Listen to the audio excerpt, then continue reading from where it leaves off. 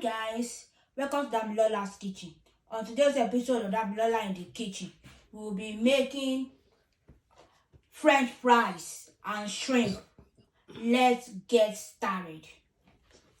First, we need potato. This potato, this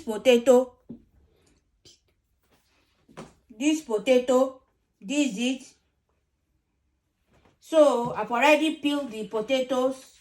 Now this one is American French fries. This one, American French fries.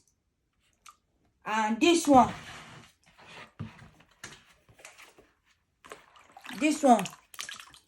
you see, is wedges. You can call it wedges. See,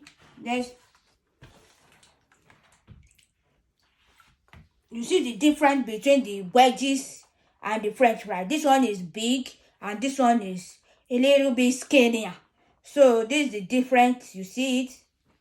Now we will be needing salt, oil, and shrimp. This is shrimp. We'll wash everything and I will be right back.